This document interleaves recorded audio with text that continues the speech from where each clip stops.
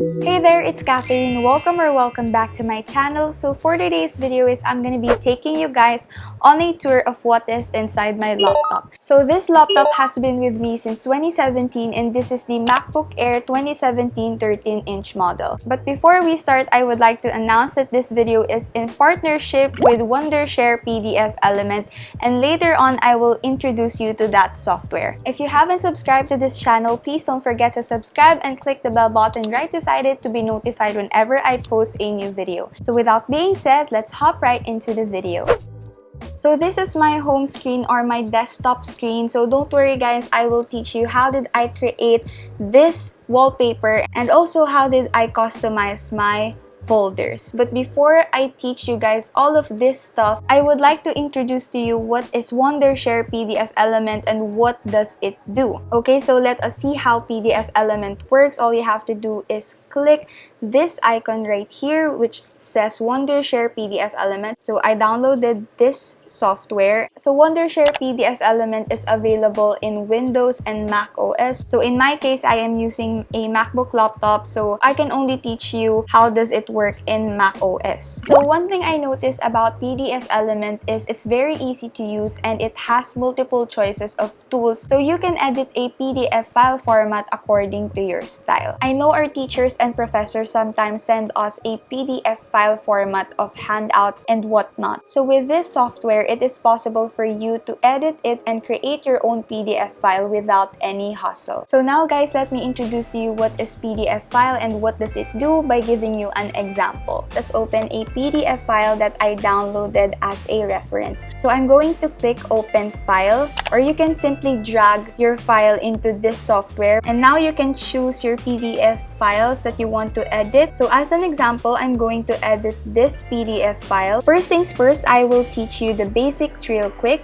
Of course, you can mark this up. So all you have to do is click mark up and you can choose whether you will highlight, strike through, or underline, or use the pencil tool, and so on. So if you want to highlight, just click this highlight icon and choose from this bunch of colors that are available. And we're going to highlight this heading. Now I will teach you how to add text or how to copy a text or how to add another text. So you just have to click text. I'm going to edit this part or add more text about it. So for example, hi, hello. What's good about this is, of course, you can now copy all of this and for example, you're going to paste this on Google Docs or Word document. So again, we can also edit the text, delete or add more information. Just click the text icon to do so. So the next feature I'm going to share to you guys is the built-in OCR of Wondershare PDF Element. So OCR meaning optical character recognition. This can accurately turn your scanned documents into searchable and editable text,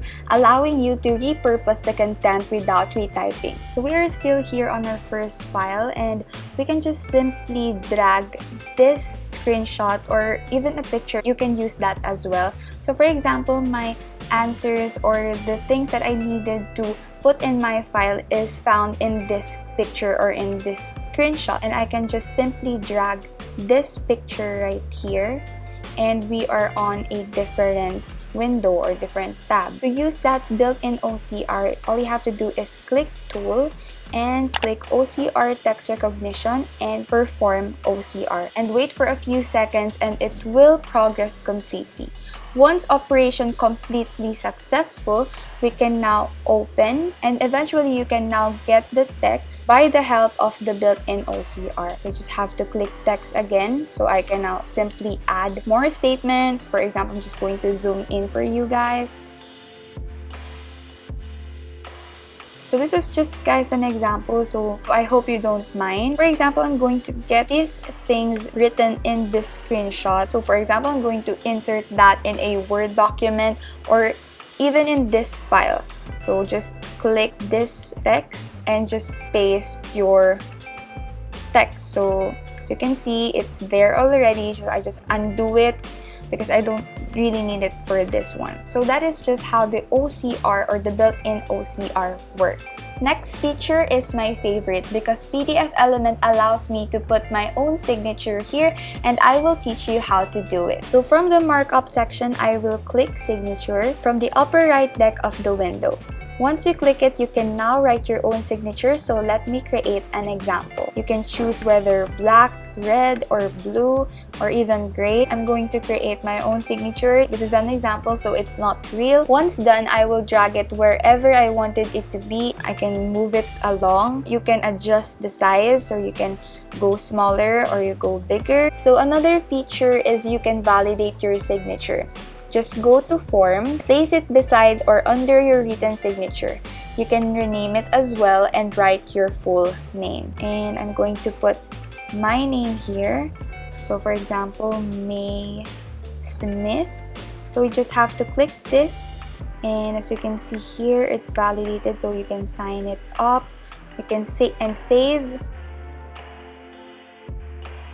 PDF Element also allows you to answer forms without any hassle. So let us try doing it. So for example, I have a PDF file of a form that I have to sign. This is just an example. So once I drag that, we are now redirected into another tab. And as you can see, we have this blue highlighted parts. And the best part is all you have to do is simply click those cells that you wanted to answer. For example, my company name is 𝓕𝓲𝓲. So that is just how easy to answer a form using this PDF Element software. Another feature is you can convert a PDF file into Word or MS Word into a Excel, and so on and so forth. All we have to do is click File, and we can export it as a Word, Excel, PowerPoint, and so on. I'm going to export it as a Word. There you go, guys. It's already in Word. So Wondershare PDF Element is very generous because they gave me a 60% off discount for my subscribers. So if you guys wanted to use this amazing software, all you have to do is go to the description box below, and all of the links are down there, including the free download, so you can download this again in Windows and Mac. So imagine it's 60% off. You can really save a lot in that. Yeah, that's basically it for PDF Element, and now let us proceed to what are the other apps here on my laptop. So now guys, I will teach you how to create your own wallpaper. For the application, I use Keynote. So this is how it looks like, guys. So as you can see, pare-parehas lang sila kasi namimili talaga ako kung ano yung perfect. And if you guys notice, sa ating YT banner, pinalitan ko na rin siya ng Hey There, Create. Ako yung nag-isip nitong concept na to para nare-remind ako every day to create. How did I do this? So isa-isa ko silang nilagay. As you can see, isa silang nakadrag dyan. I made another slide, so all you have to do is delete na natin to, and then I'm going to change the color. So dito naman gagaling yung mga kulay sa mga availables ko or mga sinisave ko ng colors. So by the way guys, yung size, make sure na tama yung ginagamit nyo for your desktop screen.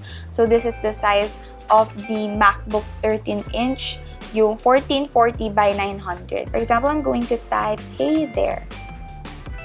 And then I'm going to edit it here in text, make it black para mas kita ninyo. And then I'm using Grand Line 3 for personal, and I'm going to change the size para mas lumaki pa siya. Change the color according to what I want. So for example, ganyan yung pipiliin natin.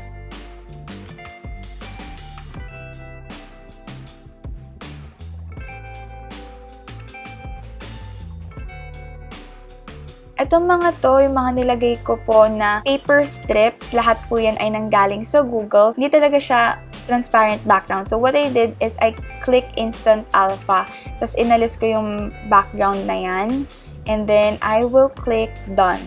Tapos syempre nasa harap siya, so I can arrange it and bring it back para hindi natatakpan yung text natin. Export it as images, and then yun, isa-save ko na siya. I just have to click next and then magsa-save na yon. And now, meron na tayong sariling wallpaper. So, next is I will teach you how to do this. Itong mga folders na to. So, I will teach you how to change the icon of a folder. Yan, ganyan talaga siya guys in the first place. Color blue siya, tapos folder talaga yung icon niya. So what we will do is we're going to 𝓕𝓼𝓻. Ito yung website na pinagkukuhanan ko ng mga icons for my folders, and I would like to get this one. So I just have to download this one. Nasa downloads na siya. So i-click lang natin tong sound PNG na ito. So I'm going to click edit and select all. Tapos I'm going to click edit again and I'm going to click copy. We're just going to click this folder and then right-click nyo lang and click nyo lang yung get info. Click nyo lang din again yung folder na to. Tapos we're going to click edit and paste. So, diba? Amazing. Andyan na siya, guys. Andito na yung ating folder na sample and pwede na tayong maglagay dito ng mga folders and files. So now we can proceed dun sa mga real folders talaga na nag-exist dito sa laptop na to. So I have school, YouTube, church, and in progress. So basically yung mga nandito is school stuff, dito naman YouTube stuff, dito naman yung mga edits ko for church, and then ito yung in progress, ito yung dump talaga ko kasi dito ko nilalagay yung mga bagay na hindi ko pa nagagawa. So by having this folder, nare-remind ako na ito na yung mga dapat kong gawin. So ngayon naman tuturuan ko kayo kung paano ko kino-customize yung settings or yung system preference ng laptop. And pindutin nyo lang yung general. So mag-start muna tayo dito. So I'm using color pink, pero if bago lang yung laptop nyo or hindi nyo pa napapalitan yung settings, generally color blue talaga siya. Pero I decided to make it purple. And also, pwede nyo rin palitan yung highlight color. So, ano ba yung nagagawa nito? Whenever you highlight in Google, kahit saan man yan, lahat, ito lang yung magiging kulay niya. So, you can choose dito sa mga available colors or magpipick ka ng sarili mong shade. So, ako, nag-decide ako na mag-pick niyan and later on, makikita niyo kung paano siya nag-work. Mas trip ko kasi yung dark, kaya dark yung pinili ko. Pero generally, color white yan pag bago yung laptop niyo. Makikita niyo na ganito yung color niya kapag nag-highlight ako. So, pwede niyong palitan yan depende sa gusto ninyong color. Okay, next one naman guys is yung screensaver na ginagamit ko. So, matagal ko nang ginagamit tong 𝓕𝓼𝓻 na to and din-download ko din siya sa Google. So, if you guys are interested, ililive ko din down below yung link kung gusto ninyong i-download. So, pumunta ako sa desktop and screensaver and then inalaw ko lang si 𝓕𝓼𝓻 na gamitin. So, kapag na-download nyo na siya guys, you can finally use it na rin as your screensaver. So, kapag after 5 minutes, magpa-pop up na yan sa screen ko, magsha-show na siya ng clock. So basically guys, ganun ko lang naman kino-customize yung laptop ko. And kadalasan talaga lahat sila ginagawa ko lang sa general or sa system preference. And now, let us move on sa mga apps na meron ako. So lahat ng mga apps na dina-download ko ay nandito na sa dock. I have here Finder. Simula numbers hanggang dito kay calendar, hindi ko sila ginagamit. But here, papunta sa dulo, lahat yan ginagamit ko na. So, I have here notes. So, hindi ko na siya makiklik kasi super private ng laman nito. So, meron din tayong pages. So, yung pages naman, papakita ko siya sa inyo kasi may mga MacBook users na dinidelete na nila yung pages kasi nga, hindi naman nila gagamitin dahil may Microsoft Word naman talaga. But for me, grade 10 lang kasi ako nag-download ng Microsoft Word. Kaya, ayun, kaya ang kadalasan ko talagang ginagamit is itong pages. So, equivalent lang siya ng Microsoft Word. So, next is yung Microsoft Word. So, din-download ko na lang din to and yung Google Chrome. So, if you guys already watch my Google Chrome extension. So, now, hindi ko na sila iisa-isahin because I already made that video for you. Papakita ko sa inyo na pumupunta ako sa Chrome Web Store and dito available yung mga Chrome extensions and yung themes. So, pagdating naman sa themes, dito ko sila kinukuha. All I have to do is click this one, add to Chrome, tas mapapalitan na siya. So now guys, let us move on sa Keynote. So ito, napakita ko na sa inyo siya kanina. So marami kasi nagtatanong sa inyo kung saan ako nag-edit ng videos and so on. So ang ginagamit ko lang talaga na software is itong built-in Keynote or katumbas niya si Microsoft PowerPoint, pero hindi ko na yung download kasi mas gamay ko talaga tong Keynote. And dito ko lang ginagawa guys yung wallpaper, PowerPoint na kailangan ko for school, even sa aking animation pagdating sa